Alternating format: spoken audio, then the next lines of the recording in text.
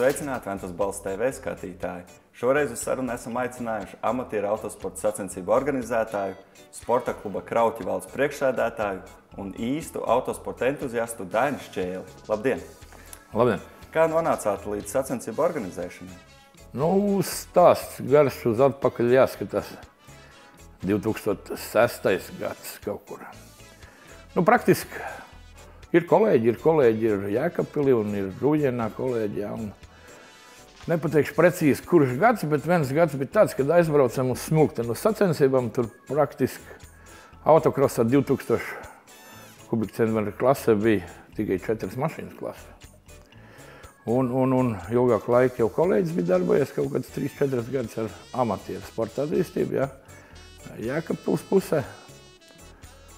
Un nācām pie slēdziena, ka drusiņ kaut kas vajadzētu darīt amatieru lietu labā, lai varbūt kā arī Latvijā kaut kas parādītos, kā arī būtu vērts braukt tāds tālus gabals un būtu ko redzēt, jā.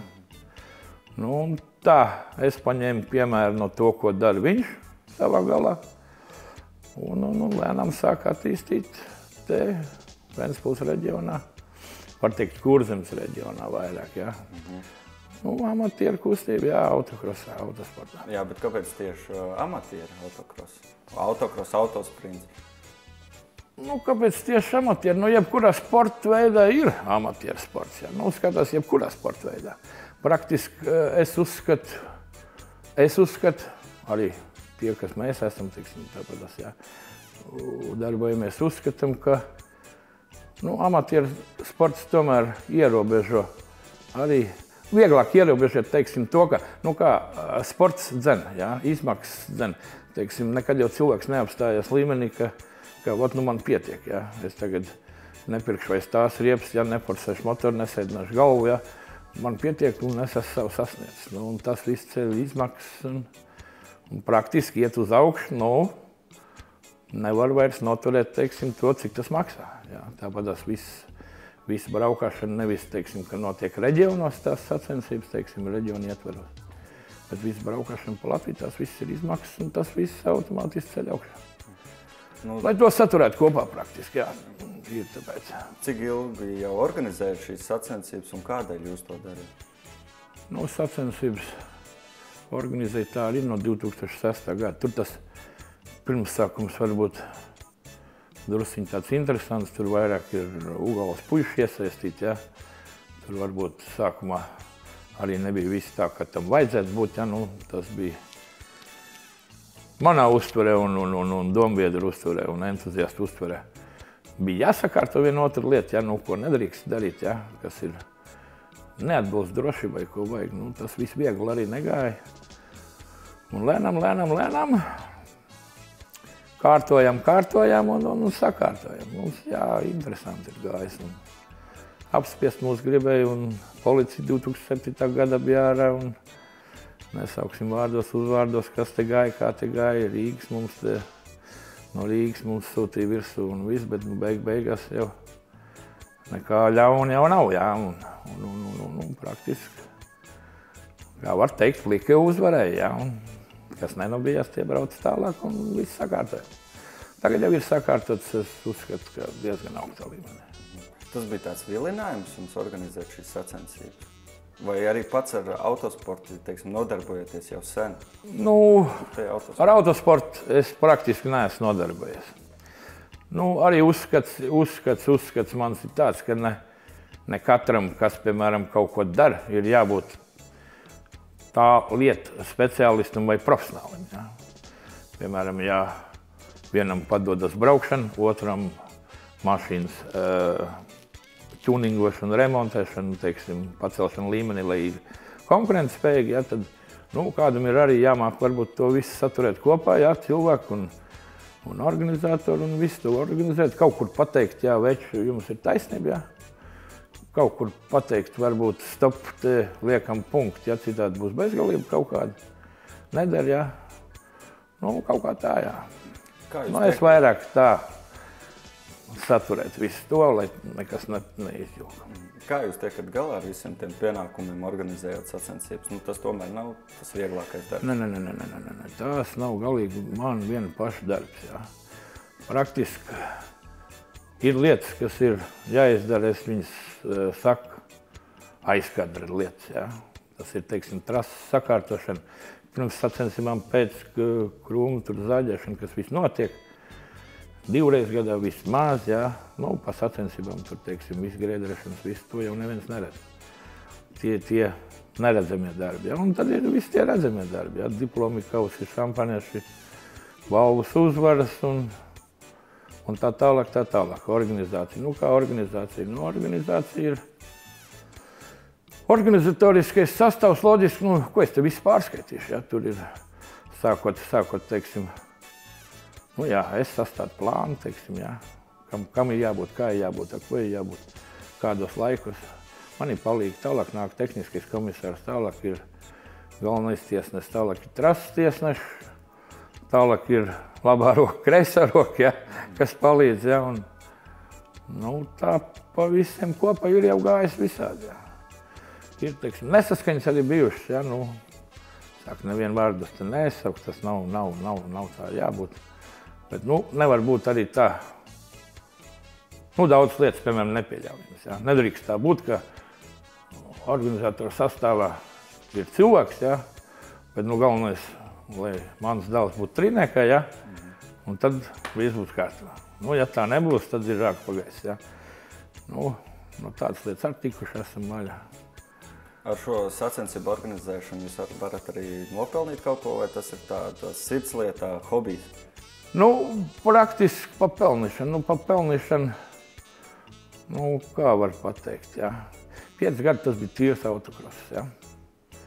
5 gadi tas bija tīrs autokross, kur laikā daudz labu darbu, manuprāt, ir izdarīt, jā. Nu, papelnīšana tur vispār nekāda runa, jā. Jā. To grib uztaisīt pa biznesu kaut kādiem, pa iztikas avotu. Nu, tur trūks tā, kā lai pasaka, attieksme. Jo praktiski cilvēks jau, nu, jebkurš cilvēks, nu, viņam ir vajadzīga attieksme apakaļ. Tur tā nauda, varbūt tā pelnišana, nu, viņi nedrīkst spēlēt galveno lomu. Tur ir varbūt, kā vēl var pateikt, jāmāk iedot apakaļ. Nu, jebkurā gadījumā to jau var redzēt, ka cilvēks ir gandarīts par to, ka viņš tur var izlādēties. Ja? Nu, ir arī kaut kāda, teiksim, manā uztverē, mūsu uztverē, ka, nu, teiksim, ne lielie sportisti, bet, teiksim, jaunieši. Ja? Nu, nedrīkst viņam arī junioru vecumā, teiksim, salikt kopā ar lieliem pieaugušiem braucējiem. Ja? Nu, praktiski jau es arī lieku kopā. Bet es tā skatos psiholoģiski drusku vairāk ar savu komandu, ka nedrīkstam jaunietim to garšu nosist, ja?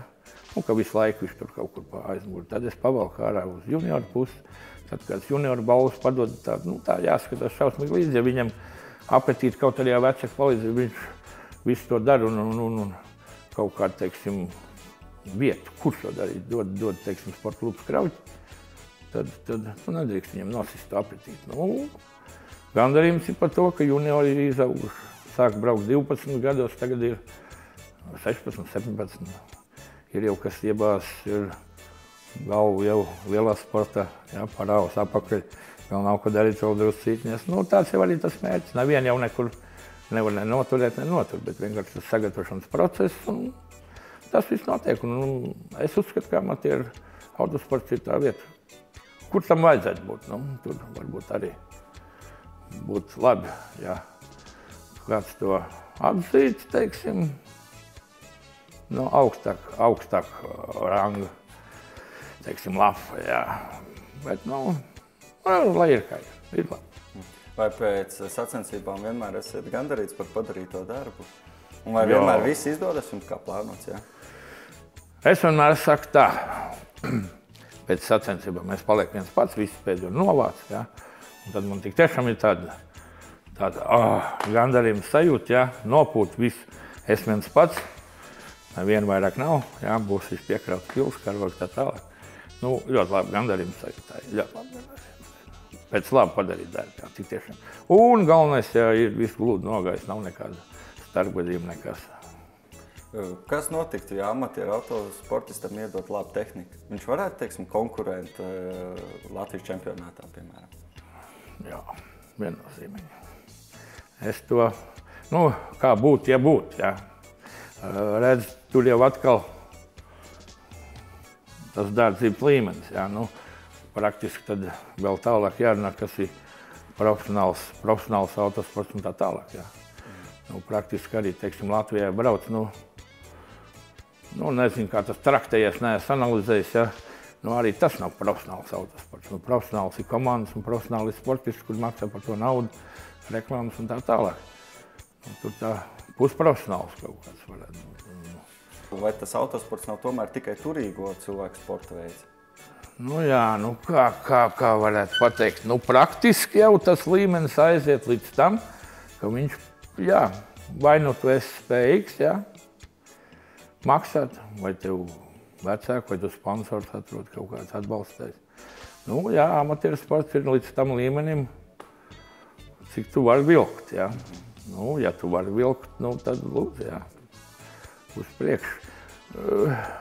Arī nevar jau tajā amatieru sportā to līmeni ieturēt, bet praktiski amatieru autosporta praktiski es uzskatu tā, ka nu, mums ir ļoti daudz arī puikas, ja, kas jau ir gados 30, 23, nu ne gados, bet nu, jau ģimenes jau attīst un tā tālāk. Piedzimst sīkais ģimene, paņem pauzīt pusgadu, pēc tam drusciņ kaut kas atkal parādās. Var paralēli ģimene strādāt un var paralēli ģimene arī, teiksim, to amatieru līmeni autokrosā un sprints tagad nāca klāt ir un to var uzturēt. Nu, ja nevar, nu tad tā, nu tur sporta klubs Krauķis nepalīdzēs nekā. Nu, cik maksā tā amatieru autosportista pirmā mašīna, kur viņš grib piedalīties sacensībās? Un kas ir vajadzīgs vispār tam sportistam, ja viņš grib piedalīties sacensībās? Nu, pirmkārt jau ir jābūt vēlēšanās. Cik maksā pirmā mašīna? Nu, tas ir, nu, parasti pērk karkas, nu, virsbūvu karkas meklē tādas mašīnas. Nu, tie kaut kādi 600-700 varētu būt. Jā. Nu, un tad visi jāliek klāt. Nu, pats būvējis es neesmu mašīnu, bet, nu, jā, iesākuma stadijā. Nu, neņemsim neko klāt, ne